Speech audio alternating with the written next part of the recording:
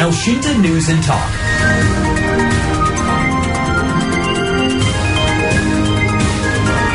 Mantan artis cilik Leony Fitria mengeluhkan kewajiban untuk membayar pajak waris sebesar 2,5% dari nilai rumah yang mencapai puluhan juta rupiah. Leony mengaku terkejut setelah mengetahui pajak waris yang dikenakan mencapai puluhan juta rupiah. Pajak waris tersebut ia bayar saat mengurus balik nama rumah peninggalan ayahnya. Apa yang bisa ataupun perlu diketahui oleh masyarakat mengenai pajak rumah warisan? Saat ini kami sudah bersama dengan pemimpin sekaligus pendiri Indonesia Tax Care atau Intek, Basuki Widodo. Elshinta News and Talk. Pak Basuki, ini maksud pajak waris itu apa sih Pak sebetulnya Pak? Halo? Pak Basuki, sebentar Pak, sebentar. Saya belum mendengar suara Pak Basuki. Ya. Oke, ya. Sekarang sudah terdengar. Silakan Pak, dilanjut Pak. Ya, halo. Sekarang dengar ya, Mas Beri ya? Jelas Pak Basuki, silakan Pak. Oke. Ya, jadi pajak waris ini adalah pajak atas harta warisan dari kerabat atau dari orang tua. Itu intinya. Jadi selama warisan itu belum dibagi, masih dalam bentuk utuh ya atas nama si pihak pemilik, maka itu menjadi subjek pajak. Subjek pajak artinya tidak kena pajak. Tapi saat itu dialihkan atau diberikan kepada turunannya ahli waris, maka itu dianggap ada pengalihan. Kalau dalam itu disebutkan dalam pasal 7 undang-undang itu sebagai tambahan kemampuan ekonomis. Jadi sebagai penghasilan yang harus dikenakan pajak. Nah, dalam hal ini karena itu dianggap pengalihan sesuai dengan PP nomor 6 kalau nggak salah ya, itu harus dikenakan PP 34 2016 harus kena pajak 2,5% karena dianggapnya itu ada pengalihan. Pengalihan ini dianggap ada penjualan. Nah, inilah di sini yang membuat masyarakat menjadi rancu. Di mana ada transaksi penjualan di sini? Padahal itu milik keluarga sendiri gitu loh. Iya. Itu yang terjadi. Iya. Nah, untuk membuat kemudian tidak dikenakan pajak bisa nggak? Nah, di sini Mas Beri. Jadi gini. Saya berkali-kali mengatakan dasar dari cara berpikir pemerintah adalah target. Ini yang menjadi sebuah. Kenapa? Karena pemerintah itu menerjemahkan undang-undang ini kalau misalkan setengah dari aturan ini bisa dibebaskan, setengah lagi bisa dikenakan, mana akan ambil mana? Tentu akan mengambil yang dikenakan gitu loh. Jadi menerjemahkannya caranya begitu. Kenapa? Karena pajak ini masih diartikan target. Ini yang sangat mengerikan. Berkali-kali saya katakan ini yang sangat mengerikan bagi masyarakat. Karena apa? Masyarakat itu hanya dipandang sebagai objek dari target untuk penerimaan negara gitu loh. Jadi kalau dasarnya dari pengalihan, maka dianggap di sini ada transaksi gitu loh. Padahal kan nggak ada transaksi jual beli. Seperti tidak ada, kalau menurut saya tidak ada. Tapi karena dasarnya tadi pengalihan, dianggap ini ada pengalihan. Kemudian diturunkan lagi dalam definisi penghasilan sebagai tambahan kemampuan ekonomis dari si pihak yang menerima warisan tersebut. Gitu loh. Padahal ini antar keluarga. Antar keluarga yang sebenarnya kalau menurut saya itu kategorinya seperti hibah, seperti juga dibebaskan semuanya.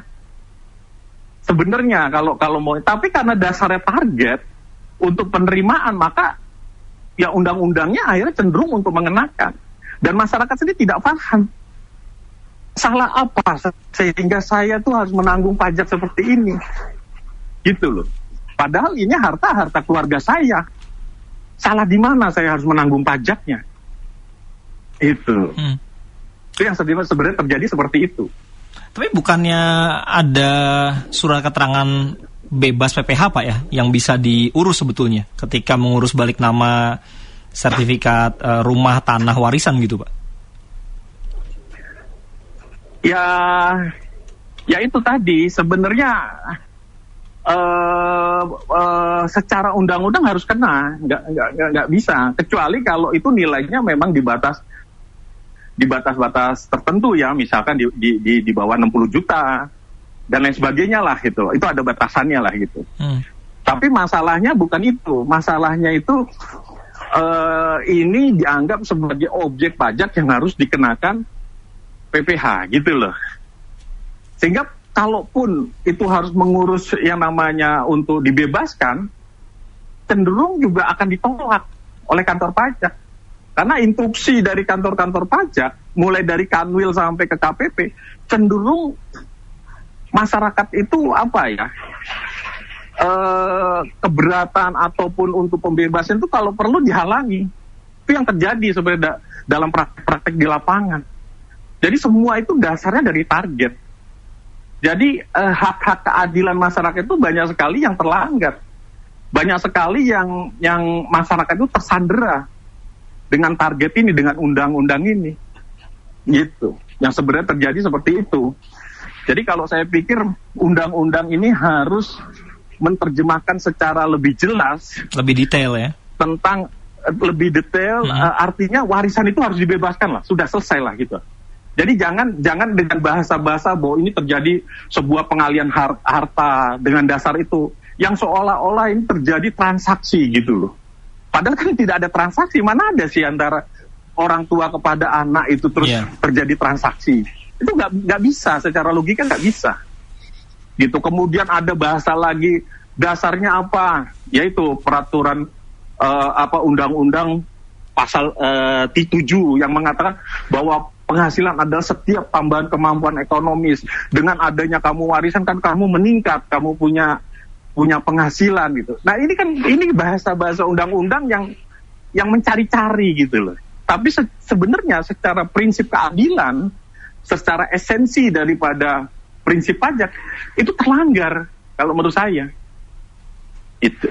Pak, ini saya sedang membaca ada peraturan Direktur Jenderal Pajak nomor per 30/PJ 2009 tentang tata cara pemberian pengecualian dari kewajiban pembayaran atau pemungutan pajak penghasilan atas penghasilan dari pengalihan hak atas tanah dan atau bangunan ya. Di pasal 3 ayat 1-nya huruf D per strip 8/PJ 2023, pengalihan harta berupa tanah dan atau bangunan karena waris dikecualikan dari kewajiban pembayaran atau pemungutan PPh. Tapi si ahli waris ini harus menunjukkan surat keterangan bebas SKB atau PPh. Nah, SKB atau SKB PPh ini itu bisa didapat ketika kemudian meminta kepada DJP, Pak. Oh, gitu ya. Jadi gini. Memang ada yang tadi saya sebutkan. Jadi ada pengurusan SKB. Surat keterangan bebas pajak gitu loh atas ini itu bisa aja diajukan, tapi cenderung karena ini masalahnya target tadi yang saya jelaskan, sehingga cenderung tuh di lapangan tuh banyak hal yang dihalangi karena ini nanti kantor pajak ataupun petugas pajak itu akan terkait dengan kondite, sehingga sedapat mungkin SKB ini tanda kutip ya dipersulit lah gitu loh. Oke. Dalam prakteknya tidak mudah. Tapi begini, kalau memang saya sebagai pemimpin dari lembaga Indonesian Tax Care, kita punya sebuah wadah untuk melindungi masyarakat dari ketidakadilan. Jadi kalau nanti Leonie ini memang mau ini bisa minta bantuan kita akan kawal lah kesulitan masyarakat, ketidakadilan ataupun tekanan-tekanan dari oknum pajak itu bisa kita lindungi. Ya, gitu. Kita dengarkan pendapat ataupun komentar dari masyarakat ya. Ada 2 telepon yang masuk ini, Pak Gumono di Bekasi dan juga Pak Rizal di Tangerang. Pak Gumono dulu ya. Pak Gumono, sore Pak. Selamat sore Pak Sorfi ini. Dengan Berry dan narasumber kami Pak Basuki Widodo. Oh, selamat sore Pak Basuki. Sorry. Silakan Pak Gumono. Jadi begini Pak, masalah pajak ini saya kan sudah umur 50 lebih ya Pak. Ya baru dengar kali ini kalau ada warisan itu dipajakin. Itu tahun berapa ya pajak pungutan pajak atas warisan itu. Karena di lapangan itu begini Pak, pertama orang terima warisan itu pasti nominalnya lebih besar, sangat besar biasanya karena tanah itu mesti besar. Yang pertama asas keadilan. Jadi yang menerima warisan ini kan hanya meneruskan, belum tentu dia itu bisa membayar, karena biasa yang sekarang zaman dulu ya saya orang kampung begitu, nilainya itu kalau sawah itu sangat besar gitu ya, tanah itu. Yang pertama dari pendapatan yang si pihak penerima waris itu belum tentu dia bisa membayarnya, ya kan? Kalau membayar apakah harus menjual sebagian dari warisan itu untuk membayar pajak? Kan nggak lucu gitu ya. Yang kedua, setelah ada pungutan pajak, kemudian nanti akan dari Badan Pertanahan itu akan mengukur benar apa enggak. Itu kalau di kampung Pak ya, itu bayar Pak, ya kan? Diukur lagi itu bayar dengan mereka itu. Ketentuannya ada apa enggak, saya nggak ngerti. Yang jelas saya pernah begitu dan itu membayar. Saat transaksi jual beli pun begitu di kampung itu, di kampung itu. Jadi kita sudah transaksi, membuat suratnya nanti bayar. Kemudian saat ada tanamannya mau diukur ulang, itu bayar lagi Pak, gitu loh. Jadi agak lucu. Bayar ke siapa Pak? Bayar ke siapa? Bayarnya ke siapa Pak Gumono? Bayarnya pakai uang rupiah. Ke siapa Pak? Ke mana Pak? Yang hitung itu. Kalau di kampung itu lewat perangkat desa, ya kan? Bukan dari badan BPN, bukan. Dari umumnya begitu yang saya alami. Begitu. Jadi tumpang tindih dan carut-carut gitu ya, menurut saya gitu ya. Jadi sebenarnya hukum ini mau diletakkan di mana sih? Hukum itu apakah nggak sama di kampung dengan di kota, kan begitu ya? Mungkin begitu saja Pak. Baik. Terima kasih. Terima kasih. Nanti bisa dijawab atau ditanggapi oleh Pak Basuki Widodo. Kita ke Tangerang dulu ya Pak. Ada Pak Rizal. Halo Pak Rizal. Halo, selamat sore Pak Widodo. Sore Pak Rizal, silakan Pak. Sore ya. Jadi yang mau saya tanyakan itu yang saya dengar sih. Keluarnya surat pembebasan pajak itu salah satunya syaratnya harus ada surat waris, gitu ya. Surat apa? Surat apa? Surat waris. Surat waris. Waris. Ya, contoh kan Leoni itu, dan berarti bapaknya dulu sudah nulis dulu bahwa ini rumah ini atau tanah ini jatuh ke Leoni. Itu salah satu syarat keluarnya. Betul Pak. Itu benar Pak ya? Betul. Ini syarat-syaratnya ada surat permohonan dari si ahli waris. Kemudian ada surat pernyataan pembagian warisnya, fotokopi kartu keluarga dan lain-lain. Betul. Nah itu kalau orang dulu kan jarang ya kan. Bikin surat ya. Mungkin udah dibagi-bagi gitu ya, sudah tulis pada saat beliau orang tua saya contoh gitu masih hidup sudah nulis gitu ya. Kalau yang tahu gitu kan. Nah sekarang contohnya kalau untuk kasus orang tua saya almarhum itu kan ada warisan gitu ya. Nah mensiasatinya agar nggak double kena pajak seperti ini, apa berarti sebaiknya tidak usah dibalik nama, dijual saja bisa nggak? Gitu aja sih pertanyaan saya. Jadi masih atas tanah itu masih atas nama orang tua, kita jual bareng-bareng, kita patungan anak-anak, bisa tidak? Gitu, atau harus dibalik nama dulu gitu. Biasanya kalau kayak gitu dipecah dulu Pak untuk masing-masing ahli waris. Ini dari pengalaman saya ya. Bisa jadi 2 kali kan? Iya. Iya, untuk mensiasati aturan seperti ini. Itu aja. Terima kasih Mas. Baik. Terima kasih Pak Rizal di Tangerang. Jadi banyak juga yang berpikir Pak Basuki, kalau begitu ya udah nggak usah dibalik nama. Jadi ya langsung dijual aja gitu. Tapi ketika balik namanya itu ya dilakukan oleh si pihak pembeli begitu. Jadi kita sebagai anaknya nggak usah balik nama. Gimana tuh Pak? Sekaligus juga tadi Pak Gumono. Bisa ditanggapi Pak? Bisa aja ya Pak Gumono. Pertama Pak Gumono ya. Bagaimana warisan ini besar tapi sudah dikenakan pajak. Dari mana? Kan gitu kan. Terus yang kedua, untuk ini nanti ujung-ujungnya BPN sendiri ada proses yang membayar. Bahkan yang namanya tanaman itu pun dihitung gitu loh.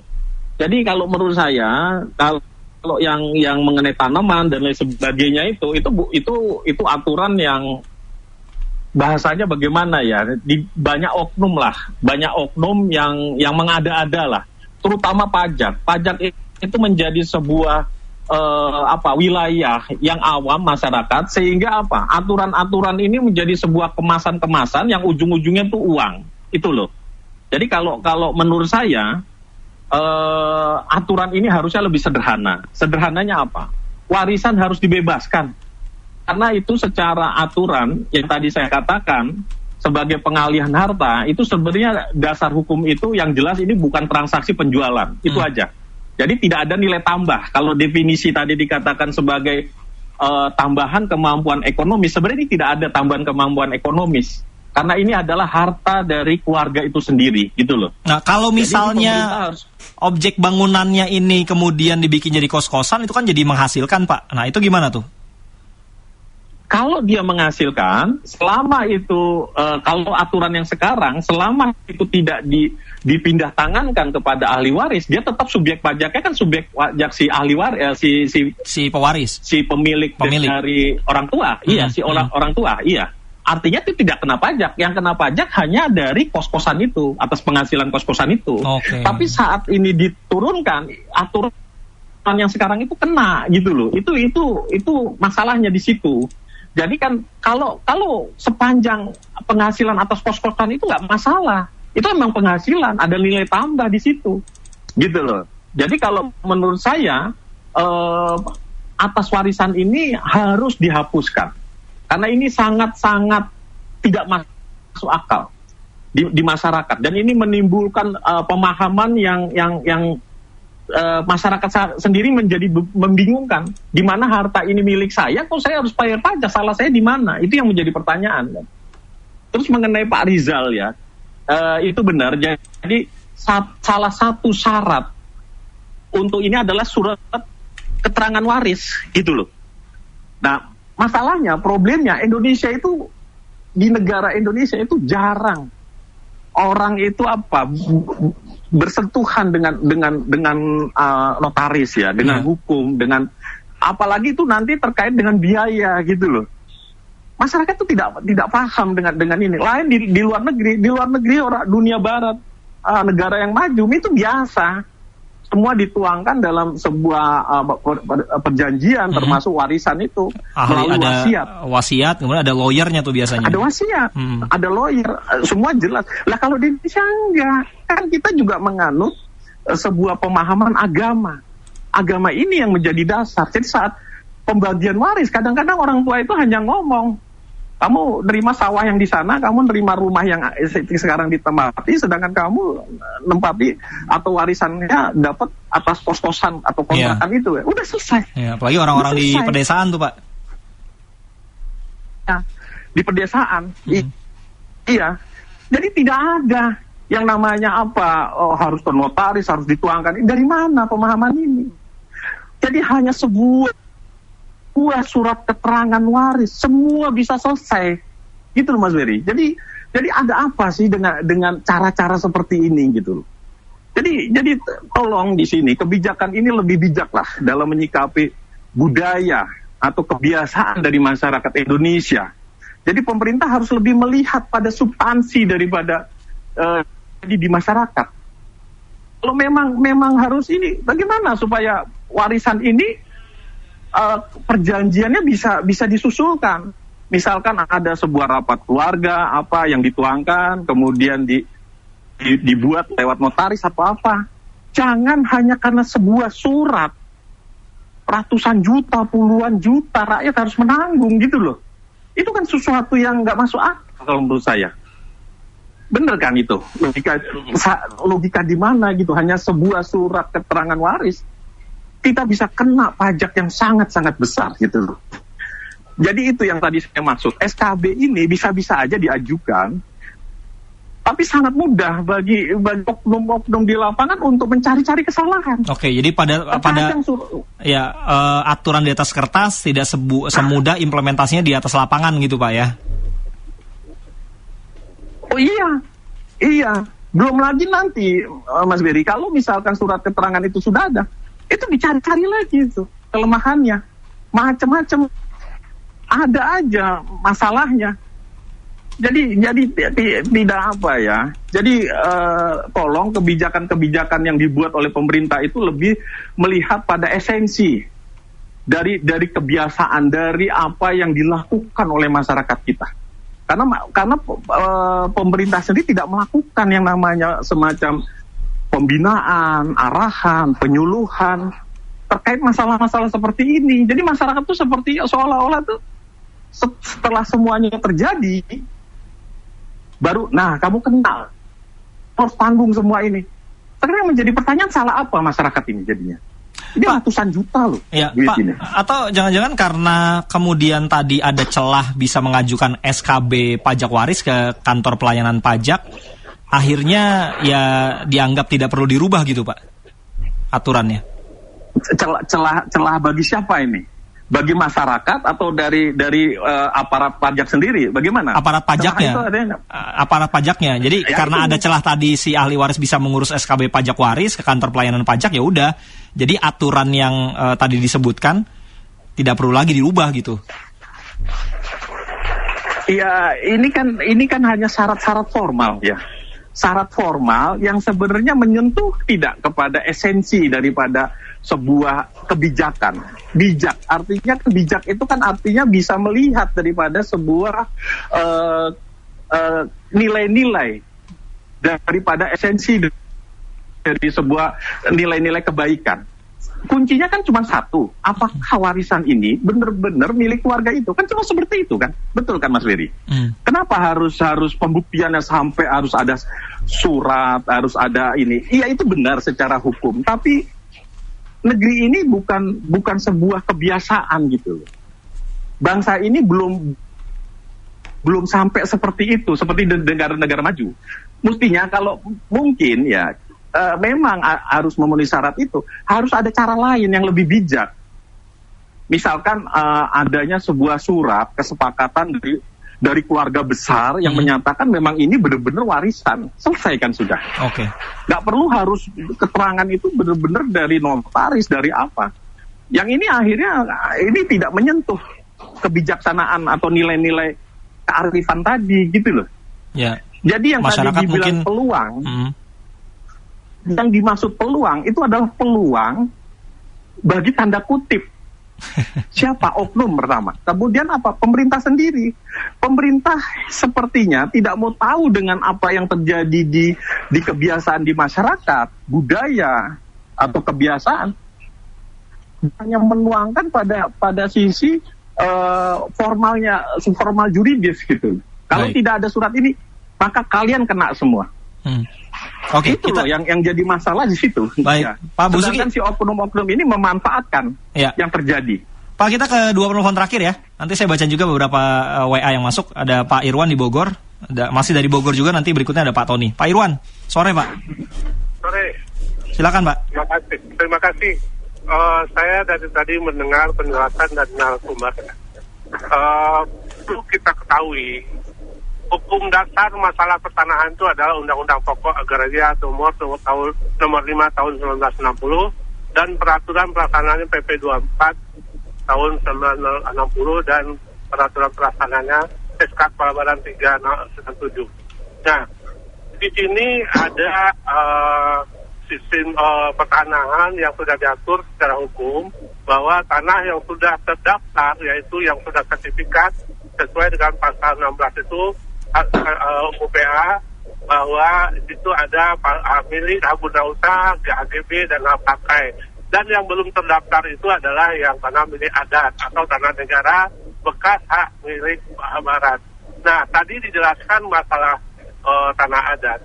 Tanah adat itu masalah keperdataannya waris memang sudah diatur di dalam peraturan PP 24 397 itu, bahwa untuk waris itu kan merupakan suatu peristiwa hukum, bukan perbuatan hukum.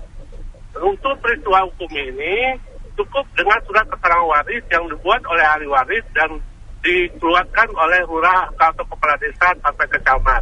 Nah itu, di sini ada perbedaan antara pajak bumi bangunan dan pajak waris. Jangan disamakan pajak bumi bangunan dengan pajak waris. Pajak waris itu ketika dia ahli waris balik nama waris, nah di situ ada batasan yang terkena pajak waris dan yang tidak kena pajak waris. Contohnya di Jawa Barat itu yang terkena pajak waris itu adalah 300 juta ke atas. Untuk Jakarta mungkin 1 miliar. Oke, tergantung NJOP-nya ya Pak?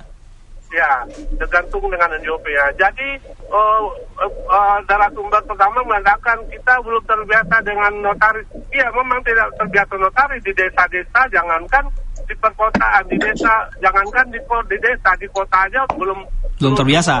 Ada notaris. Nah, makanya ada camat sebagai PPAT pengganti, PPAT sementara. Jadi jangan dikatakan kita itu tidak biasa notaris. Dan ya mungkin narasumber yang coba pikirkan dan ajukan ke BPN rancangan itu. Nah, masalahnya kan sekarang gini, jujur aja, jangan diserahkan selalu pemerintah daerah. Dikit-dikit ada modusnya. Oke, halo Pak Irwan. Oke, Pak Irwan terputus nampaknya ya. Saya langsung beralih ke Pak Tony kalau begitu di Bogor. Halo Pak Tony. Ya, selamat sore. Sore Pak Tony, silakan Pak. Ya, menurut saya kayaknya pemerintah ini lagi kurang dana untuk membiayai proyek yang dari banyak ini ya.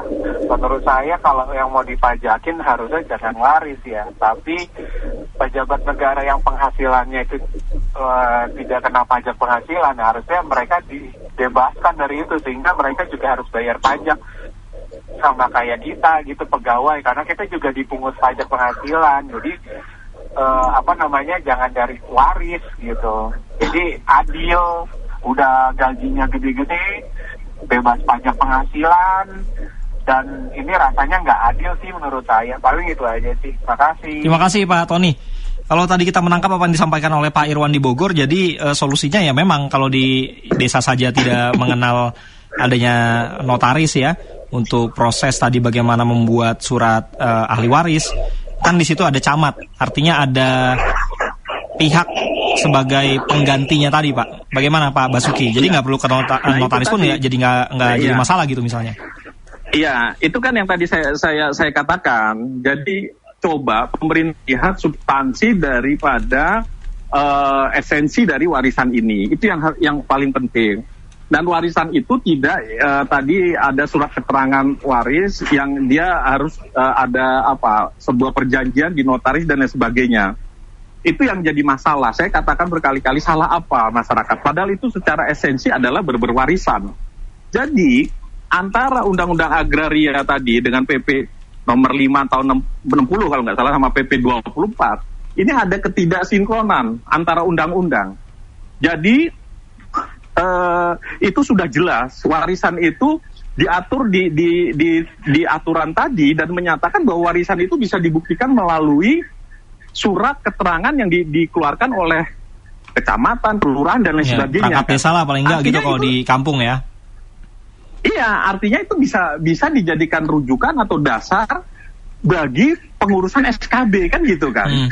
Tapi jangan yang menjadi dasar hukum adalah tadi sebagai penghasilan tambahan kemampuan ekonomis. Di sini kan artinya ada sebuah transaksi sehingga si ahli waris ini meningkat dia punya penghasilan. Terus yang kedua juga adanya apa? Sebagai sebuah transaksi yang memang ada jual beli sehingga harus dikenakan BPHTB. Nah, ini semua yang menjadi kacau karena dasar pijakannya berbeda. Dan pemerintah sendiri karena tadi saya tidak mengatakan bahwa apa-apa ini pemerintah tadi ada apa kan sempat terputus seolah-olah pemerintah ini salah. Bukan.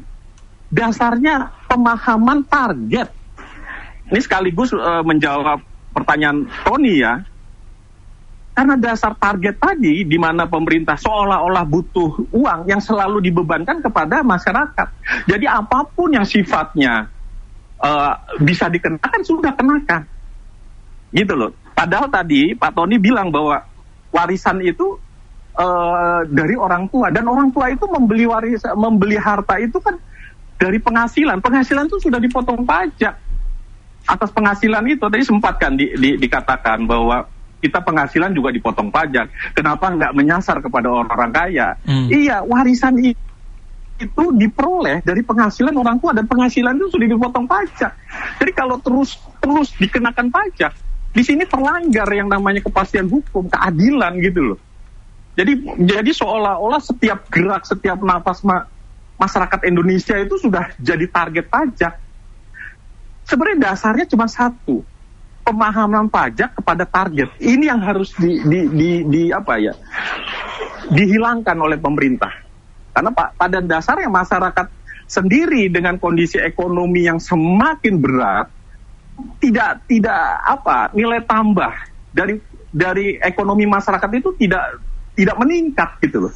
Jadi tolong pajak ini jangan dijadikan sebuah target masyarakat itu, jangan menjadi objek. Itu yang harus dirubah dulu. Selama ini tidak dirubah, maka tekanan ini akan luar biasa. Kalau menurut saya, dan petugas pajak itu melihat sebagai celah oknum ini. Celah untuk apa? Untuk menekan, untuk mencari-cari kesalahan. Itu Mas Biri yang jadi permasalahannya. Oke. Nah, kita balik ke topik awal kita. Kalau begitu, apa yang bisa dilakukan oleh mantan artis cilik ini ya, Leony Fitria? Ya, saya pikir warisan adalah warisan. Terlepas dari syarat formal yang harus dipenuhi, artinya kalau memang itu benar-benar warisan, maka bagaimana caranya bahwa warisan ini menjadi sebuah bukti bahwa secara esensi, secara substansi itu merupakan warisan. Kalau memang itu sudah dibuktikan, artinya SKB ini ya harus dibebaskan. Selesai sudah. Nah, makanya saya tadi mengatakan Intak ini kan punya program namanya perlindungan pajak. Kita siaplah untuk membantu, untuk melindungi dari ketidakadilan yang dilakukan oleh baik pemerintah maupun oknum-oknum di lapangan. Oke. Gitu. Baik. Pak Basuki, terima kasih waktunya sudah bersama Elsinta, Pak. Selamat sore. Terima kasih, sore. Pemimpin sekaligus pendiri Indonesia Tax Care atau Intak, Basuki Widodo. Terima kasih juga untuk Pak Ronald. Negeri kita dengan berlimpah kekayaan alam, mengapa pula pajak jadi penghasilan utama negara? Kasihan rakyatnya. Kemudian juga pendapat dari Pak Joko. Nah, ini mirip-mirip pengalamannya dengan saya nih ya. Mau balik nama perlu nabung dulu, karena biaya yang sangat besar, sehingga banyak rakyat yang punya harta warisan nggak bisa balik nama, atau ditahan dulu deh, balik namanya nanti deh, nunggu ada uang gitu ya, Pak Joko ya. Terima kasih juga untuk komentar-komentar lainnya, Pak Suwondo. Benar itu, balik nama dikenakan pajak, demikian pula pada saat pengukuran ulang dikenakan lagi, ada biayanya lagi gitu ya, Pak Suwondo. Terima kasih sekali lagi untuk Anda pendengar dan juga netizen yang sudah menyampaikan komentar. Elshinta News and Talk.